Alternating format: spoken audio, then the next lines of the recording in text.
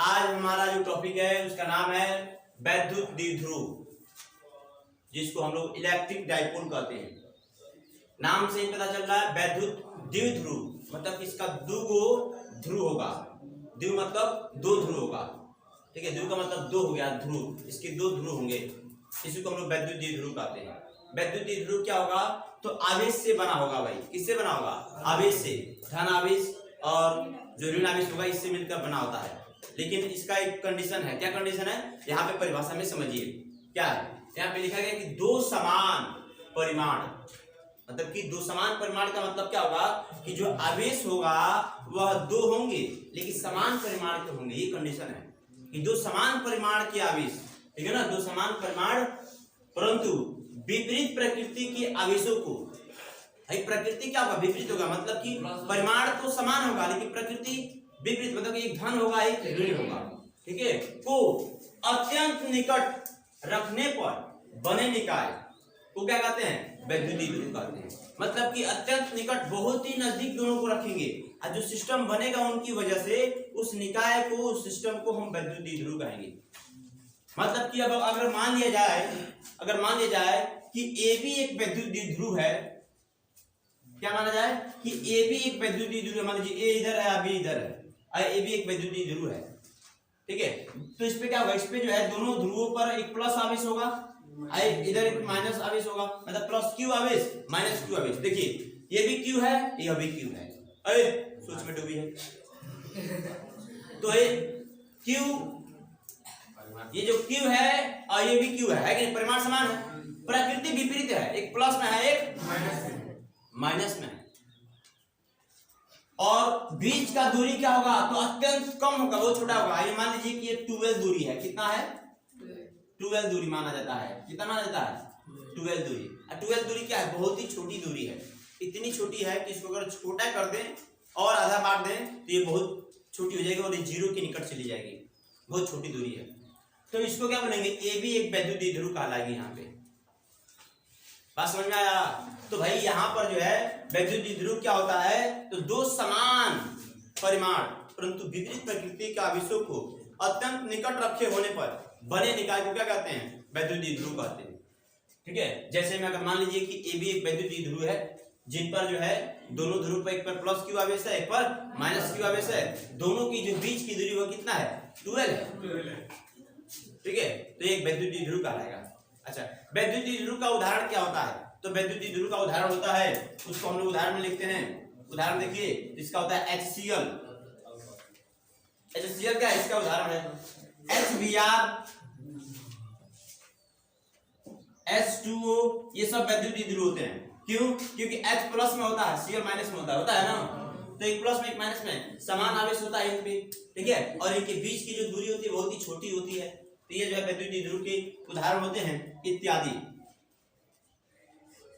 बात समझ में आया? तो इसको आप क्या बोलेंगे? वैद्युत द्विध्रुव बोलेंगे। यहाँ पे आप इसके नीचे लिख सकते हैं कि माना ए भी एक वैद्युत द्विध्रुव है जो प्लस क्यू तथा माइनस क्यू आवेशों से मिलकर बनी है, जिनकी बीच की दूरी 2l है। 2l बहुत ही छोटी है, बहुत ही अल्प दूरी है ना। एक टॉपिक हो जाता है क्लियर। छोटा टॉपिक है, आगे ये आएगा, इसी पर हमें बहुत सारे टॉपिक पढ़ना है। अच्छा, वैद्युत द्विध्रुव हमने पढ़ा। अब क्या पढ़ेंगे? इसी से एक और संबंधित टॉपिक है वैद्युत द्विध्रुव आघूर्ण। क्या है? वैद्युत द्विध्रुव आघूर्ण, जिसको हम लोग प्यार से बोलते हैं electric dipole moment. Dipole moment कहा जाता है, इलेक्ट्रिक डाइपोल मोमेंट। अब इलेक्ट्रिक डाइपोल मोमेंट क्या होता है समझिए, समझिए। बोर्ड में लेके जाते हैं, मूर्ख आदमी छापने में लगे। देखिए वैद्युत द्विध्रुव आघूर्ण क्या होता है? Electric dipole moment. भाई इलेक्ट्रिक डाइपोल मोमेंट में ध्यान रखना है कि ये जो है ये क्या कहता है? ये कहता है कि भाई वैद्युत द्विध्रुव के किसी एक आवेश का परिमाण, क्या बोलता है ये? वैद्युत द्विध्रुव के किसी एक आवेश का परिमाण और दोनों आवेशों के परमाणु के बीच की दूरी के गुणनफल को वैद्युत द्विध्रुव आघूर्ण कहते हैं। एकदम आसान।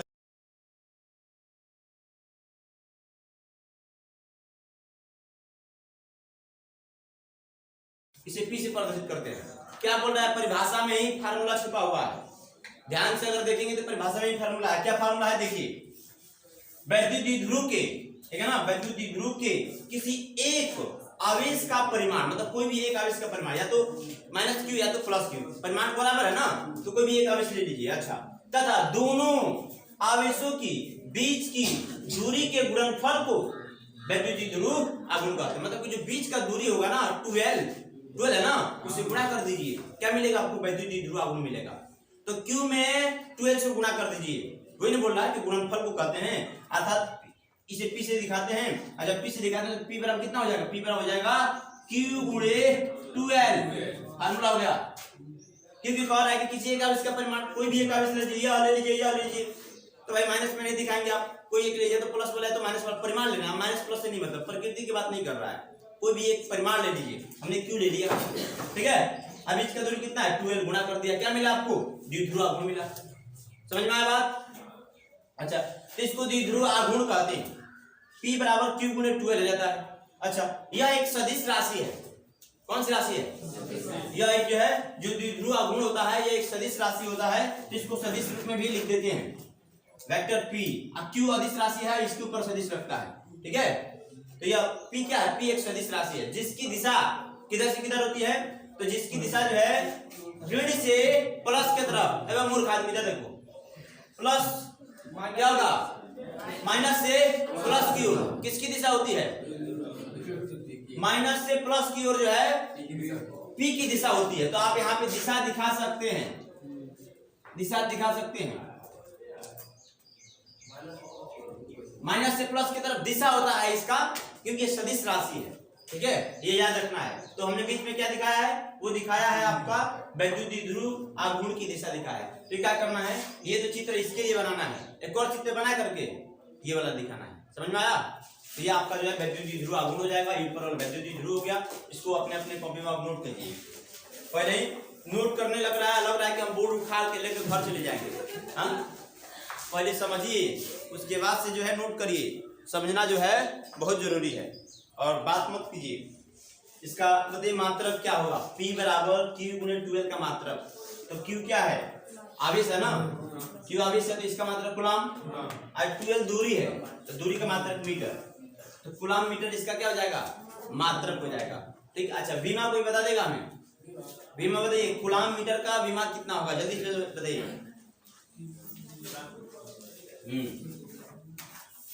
विमा बताइए फटाफट।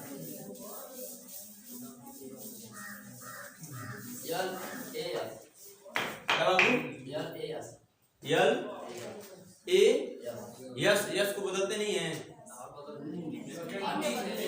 तो कितना हो जाएगा,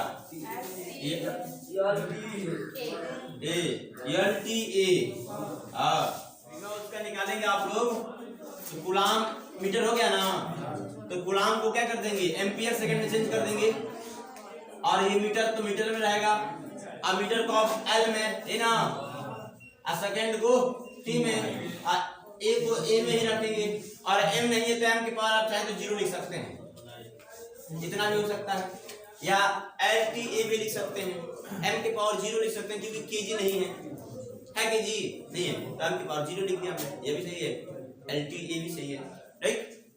अब देखिए, वैद्युत द्विध्रुव के कारण, वैद्युत द्विध्रुव के कारण उत्पन्न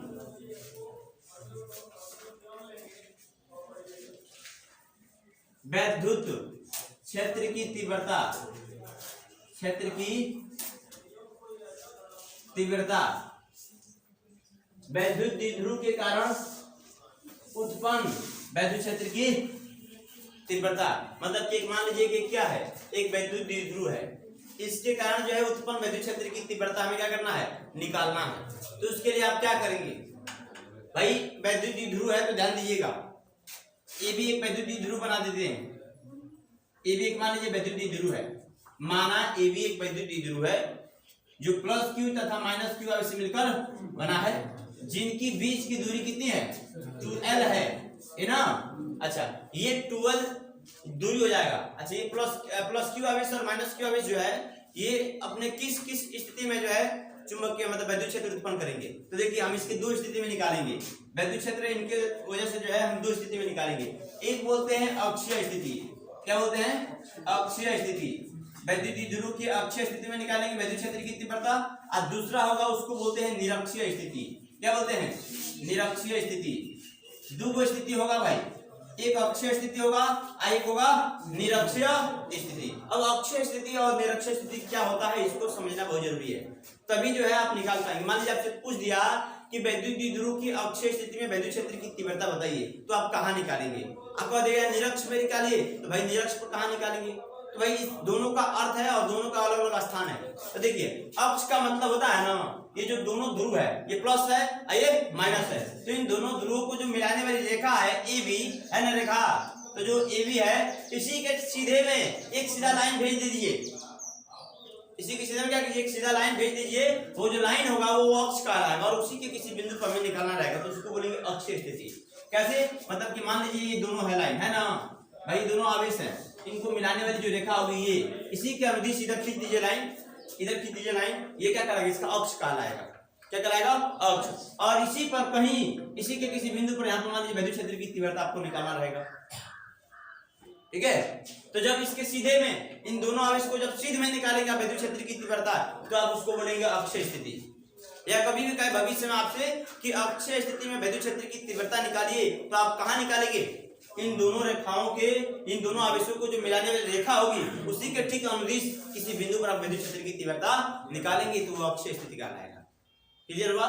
अच्छा, निरक्ष क्या कहलाता है? तो इन दोनों आवेशों को मिलाने वाली जो रेखा है उसको ठीक लंबवत ऊपर की तरफ चाहे नीचे की तरफ, वो निरक्ष कहलाता है। मतलब कि ये दोनों आवेश है, ठीक है, दोनों आवेशों को जो मिलाने वाली रेखा है इसके ठीक लंबवत जब निकालेंगे ऊपर की तरफ चाहे नीचे की तरफ निकालिए, तो क्या कहलाएगा? आपका निरक्षीय स्थिति कहलाएगा। समझ में आया? तो जब निरक्ष कहे तो दोनों को मिलाने वाली रेखा के ठीक लंबवत बिंदु आप मान लेंगे, यहाँ पे कोई बिंदु है और उस पर विद्युत क्षेत्र की तीव्रता निकालना है। अक्ष पर कहे तो दोनों आवेशों को मिलाने वाली जो रेखा होगी उसी के ठीक अनुदिश किसी बिंदु पर आपको जो है निकालना रहेगा विद्युत क्षेत्र की तीव्रता। तो अक्ष और निरक्ष पर कोई दिक्कत होगा? अब हम पहला इसमें से काम करते हैं कि विद्युत द्विध्रुव के कारण उत्पन्न विद्युत क्षेत्र की तीव्रता अक्षीय स्थिति में निकालते हैं, ठीक है, अक्षीय स्थिति में निकालने का प्रयास करते हैं। अक्षीय मतलब समझ में आया कहाँ निकालना है भाई? दोनों आवेशों को मिलाने में जो रेखा है उसी के ठीक अनुदिश किसी बिंदु पर निकालना आपको रहेगा। बेटा दें, अब देखिए, तो पहला इसमें से अक्ष पर निकालना हो तो आप क्या करेंगे? अक्ष पर निकालने के लिए ये बताइए, जो हम कल पढ़े थे एकल आवेश के कारण उत्पन्न विद्युत क्षेत्र की तीव्रता जो पढ़े थे वो अगर याद है, और उसी में हमने पीछे लास्ट में हमने पढ़ा था उसमें कि अगर अनेक आवेश होगा तो अनेक आवेश के कारण जो है उत्पन्न जो विद्युत क्षेत्र की तीव्रता होती है किसी एक बिंदु पर अलग अलग आवेशों के कारण उत्पन्न विद्युत क्षेत्र की तीव्रताओं के सदिश योग के बराबर होता है। पढ़े थे ना अलग अलग। तो मान लीजिए कि यहाँ पर विद्युत आवेश है या सॉरी विद्युत द्विध्रुव है, क्या करना है? तो विद्युत द्विध्रुव के पहला हमें अक्ष पर निकालना है। कहाँ निकालना बाबू? अक्ष पर केवल लिख देते हैं, अक्ष पर हमें निकालना है विद्युत क्षेत्र की तीव्रता। ई का मान बताना है कि ई का मान कितना होगा। तो हमने क्या किया? माना एक विद्युत द्विध्रुव ए बी, हम जो बोल रहे हैं इसको लिखना है, ठीक है। पहले आप सुन लीजिए, लास्ट में हो जाएगा कमी। माना एक विद्युत द्विध्रुव जो प्लस क्यू तथा माइनस क्यू आवेश से मिलकर बना है, प्लस क्यू तथा माइनस क्यू आवेश से मिलकर बना है, ठीक है। प्लस क्यू इधर हो गया, माइनस क्यू इधर हो गया, ठीक है। दोनों के बीच की दूरी मान लीजिए 2L है, ठीक है।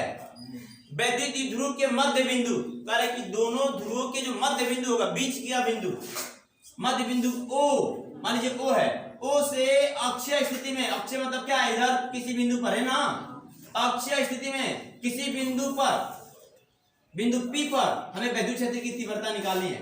और मध्य बिंदु O से R दूरी पर, कितनी दूरी पर?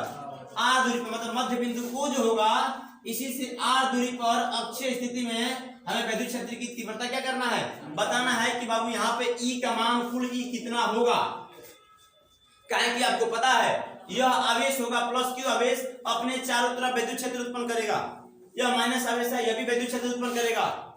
तो भाई इसकी वजह से भी विद्युत क्षेत्र उत्पन्न होगा और इसके वजह से भी होगा, तो कुल कितना होगा बताइए? समझ में आया भाई? आप निकालेंगे विद्युत क्षेत्र की तीव्रता तीव्रता यहाँ पे P पर निकालेंगे तो आप किसकी वजह से निकालेंगे? प्लस आवेश से एक बार निकालेंगे, एक बार माइनस आवेश से निकालेंगे, और दोनों को आप क्या करेंगे? जोड़ देंगे, हो जाएगा। ये काम करना है। तो उसके लिए आपको क्या पता होना चाहिए? एकल वैद्युत आवेश के कारण जो है उत्पन्न वैद्युत क्षेत्र की तीव्रता का फार्मूला पता होना चाहिए। देखिए एक बार लिख रहे हैं यहाँ पे फार्मूला, वो होता है E बराबर कितना? 1/4 पाई एप्सिलॉन नॉट Q अपान कब के लिए यहाँ पे K नहीं रहता है? तो जब ये हवा में होगा तो हवा में K का मान 1 हो जाता है, ये ना। तो ये इसी आवेश का, इसी सूत्र का प्रयोग करना है। एक बार इससे निकालिए और एक बार इससे निकालिए, लेकिन एक बात ध्यान रखना पड़ेगा कि ये Q क्या है?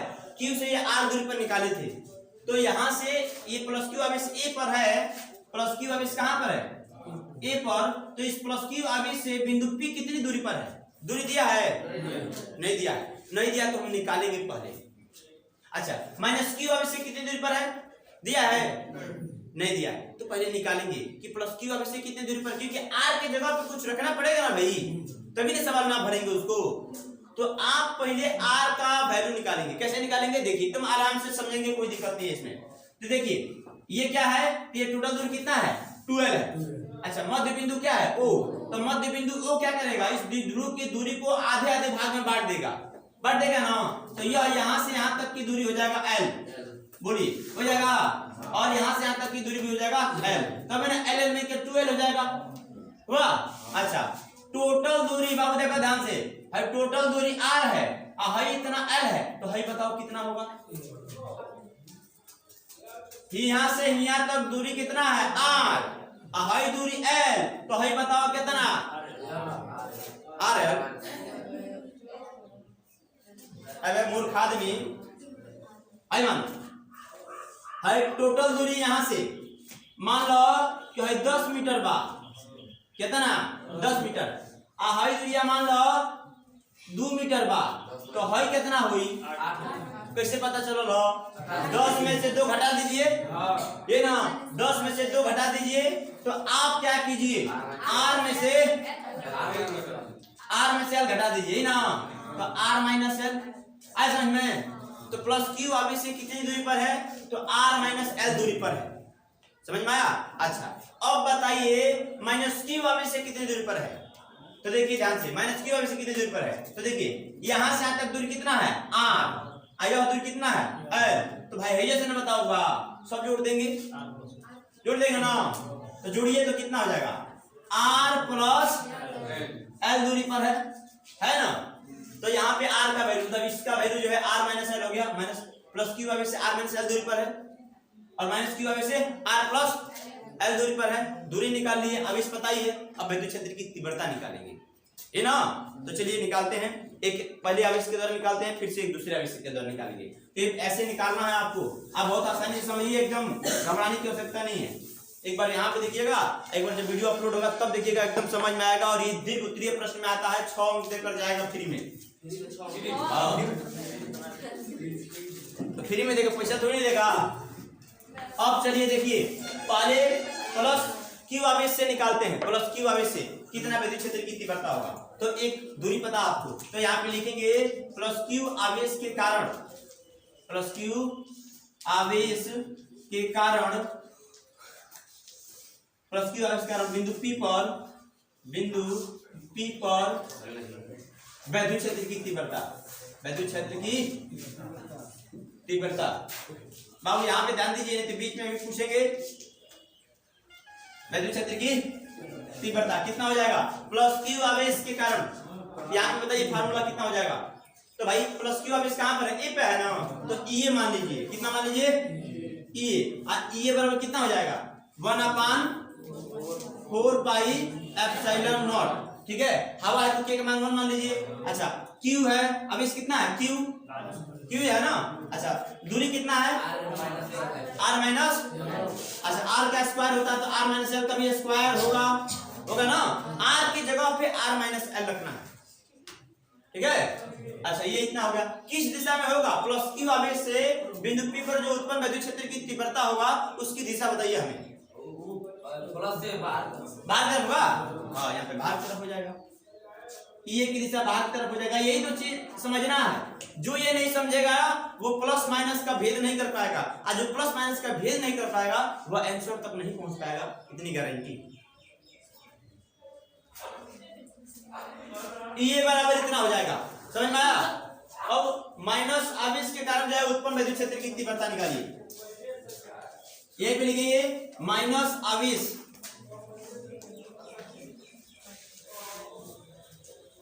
के कारण बिंदु P पर विद्युत क्षेत्र की तीव्रता, क्षेत्र की तीव्रता, ठीक है। एक और चीज यहाँ पे दिशा दिखाना पड़ेगा, लिखना पड़ेगा आपको कि दिशा क्या है, ए से पी की दिशा में है, तो यहाँ पे लिख दीजिए एपी दिशा में। की दिशा में? ए से पी दिशा में है ना, एपी दिशा में। अच्छा, माइनस क्यू आवेश से बताइए कितना हो जाएगा विद्युत क्षेत्र की तीव्रता। उसी तरह से तो माइनस क्यू आवेश कहां पर है, बी पे है ना, तो बी ईबी बराबर हो जाएगा 1/4 पाई एप्सिलॉन नॉट। क्यू अपान कितनी दूरी पर है, आर प्लस एल का होल स्क्वायर हो जाएगा, हो जाएगा। अच्छा, अब इसकी दिशा बताइए किधर होगा, तो माइनस अंदर की तरफ होगा, यहाँ होगा ना, इधर हो जाएगा, ईबी हो जाएगा, ईबी दिशा में। अच्छा, तो हम किधर बोल सकते हैं, पी से बी दिशा में है तो हम इसको बोलते हैं पीबी दिशा में, पीबी दिशा में, ठीक है। अब दोनों क्या है, ध्यान से देखिए। अब हमें क्या करना, दोनों के द्वारा निकाल लिए हैं, अब हम उसको जोड़ेंगे, ठीक है। तो कुल आवेश या कुल विद्युत क्षेत्र की तीव्रता कितना हो जाएगा, तो कुल विद्युत क्षेत्र की तीव्रता हो जाएगा अध्यारोपण के सिद्धांत से E बराबर हो जाएगा EA प्लस EB। लेकिन एक दूसरे के विपरीत है ना, एक उधर जा रहा है एक इधर आ रहा है, तो एक दूसरे के विपरीत है, तो एगो प्लस में आएगो माइनस में। तो यहाँ पे परिणामी विद्युत क्षेत्र की तीव्रता, तो यहाँ पे लिखेंगे बिंदु P पर परिणामी विद्युत क्षेत्र की तीव्रता कितना हो जाएगा, तो E बराबर हो जाएगा, देखिए वेक्टर E बराबर हो जाएगा EA प्लस EB प्लस देंगे, लेकिन यहां पे लिखेंगे परंतु EA और EB परस्पर विपरीत हैं, विपरीत दिशा में है, इसलिए क्या होगा, E बराबर हो जाएगा EA, अभी का मान माइनस में कर दीजिए, EA माइनस EB, बात समझ में आया, EA माइनस EB। अब हम इतना काम कर दिए, इतना हो गया है। अब EA का मान निकालेंगे, यहाँ पर रखेंगे, EB का मान निकाल के रखेंगे, और हम जो एक जैसा वो उसको कॉमन निकालेंगे। याद तो हो गया है, आप इसको नोट करिए अपने अपने कॉपी। देखिए बात नहीं, अब जो है क्या करेंगे, ये जो आप परिणामी विद्युत क्षेत्र की तीव्रता जो निकालना शुरू किए हैं, यहाँ पे EA का मान रखिए और EB का मान रखिए, ठीक है। तो भाई E बराबर लिखिए आप, E बराबर EA का मान बताइए कितना है, EA का मान आप कॉपी में लिखे हैं 1/4 pi epsilon not Q upon R minus L का होल स्क्वायर हो गया। अच्छा, माइनस में फिर से EB के मान बताइए, EB के मान 1/4 pi epsilon not Q upon R plus L का होल स्क्वायर, ठीक है। अच्छा, एक जैसा क्या है बाहर निकाल लीजिए, Q upon 4 pi epsilon not सब में है। अच्छा, ब्रैकेट के अंदर हो जाएगा 1/R माइनस L का होल स्क्वायर, अब माइनस में 1/R प्लस L का होगा ना, इसको बाहर काहे नहीं निकाले, काहे कि माइनस में है प्लस में, तो एक जैसा कैसे होगा, अलग अलग हुआ ना। अच्छा, अब दोनों का लघुत्तम निकालेंगे, R माइनस L का और R प्लस L का होल स्क्वायर जो दिया है अलग अलग, इन दोनों का लघुत्तम निकालेंगे। तो देखो पागलों, अमूर्खो, हाँ कितना हो जाएगा, R माइनस L का होल स्क्वायर और इसका जो है R प्लस L का होल स्क्वायर होगा। अच्छा, अब देखिए जब आप भाग लघुत्तम निकालेंगे तो नहीं निकले तो गुणा कर दिए हैं, ठीक है ना। और जब गुना करते हैं तो यह वाला यहाँ पे चला जाएगा, यह वाला यहाँ पे, या पर इसमें भागेंगे तो यह कट जाएगा, यही नहीं बचेगा। तो यह r प्लस एल का होल स्क्वायर ऊपर हो जाएगा, यहाँ पे होगा। अब माइनस में r माइनस एल का होल स्क्वायर यहाँ पे हो जाएगा, समझ में आया। अच्छा, अब a प्लस बी की होल स्क्वायर इसको तोड़िए और a प्लस बी की whole square a minus B की होल स्क्वायर इसको तोड़िए, ठीक है। आगे देखिए a माइनस बी एक कोष्ठक में और a प्लस बी एक कोष्ठक में, बोलो पागलो। हाँ, अब देखो a प्लस बी के होल स्क्वायर तोड़ेंगे इसको, तो भाई R square plus L square plus 2rl minus में होगा ना।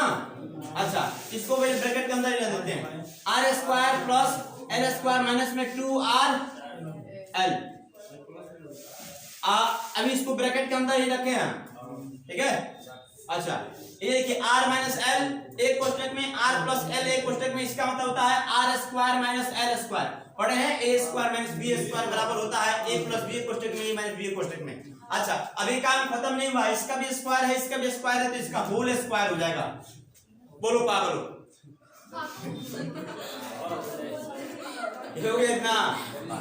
अच्छा, अब ध्यान से देखो, अब देखो माइनस वाले से अंदर गुणा करेंगे, माइनस इनसे अंदर गुणा करिए, तो जब ये गुणा कर देते हैं, कर दे अंदर जब गुणा करेंगे ना तो ये प्लस में है, ये किस में हो जाएगा, माइनस में। ये माइनस ए प्लस में है तो ये भी माइनस में हो जाएगा, तो ये भी माइनस में, ये भी माइनस में, माइनस में तो प्लस में हो गया। अच्छा, एक और चीज ये भी कर दीजिए, आर देखिए आर स्क्वायर प्लस में है, आर स्क्वायर माइनस में है, तो एक आर स्क्वायर में से एक आर स्क्वायर जाएगा, 0 बचेगा, एल स्क्वायर में से एल स्क्वायर जाएगा, 0 बचेगा, 2rl प्लस में है, 2rl प्लस में जुड़ जाएगा ना, 4rl हो जाएगा। और नीचे जो बचा है उसको वैसे ही रखना है। तो अब यहाँ पे लिखते हैं इसी चीज को, देखिए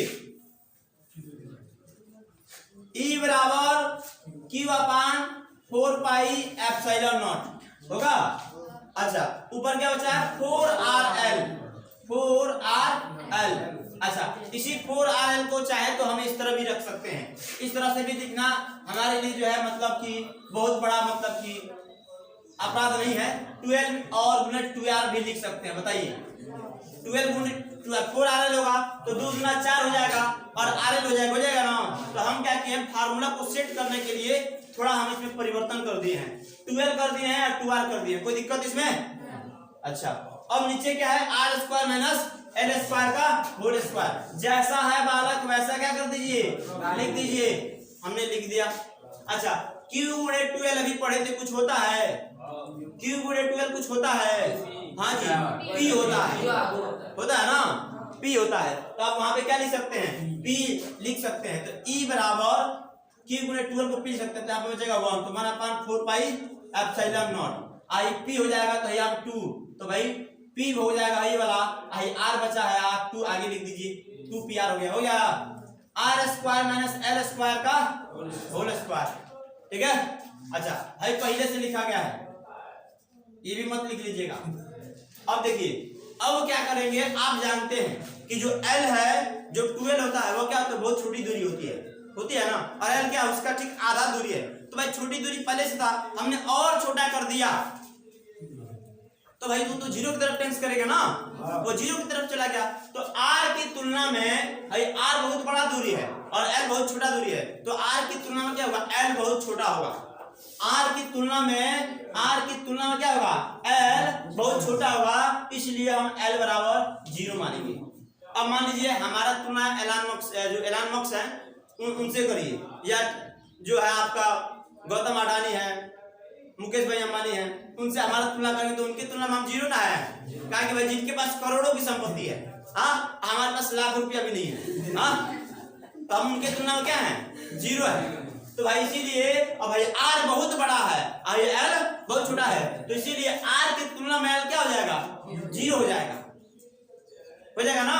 तो R L 0 हो जाएगा, तो जहां जहां L है वहां पे 0 लिख दीजिए, तो यहाँ पे L है तो 0 लिख देंगे। तो E बराबर 1/4 पाई एप्सिलॉन नॉट और 2PR बटे के नीचे L 0 हो जाएगा, तो L 0 हो जाएगा, तो R के पावर 2 है और ये हो जाएगा आपका 2 हो जाएगा ना। अच्छा, 2 दूना 4, थोड़ा सा ये भी परिवर्तन करते हैं, इसको मिटा करके यहाँ पे लिख देते हैं, ठीक है, काम खत्म हो जाएगा। देखिए ध्यान से, ई बराबर 1/4πε0 और 2πr बट्टे r के पावर 4। एगो r से एगो r काट दीजिए, 3 गो r बचेगा ना।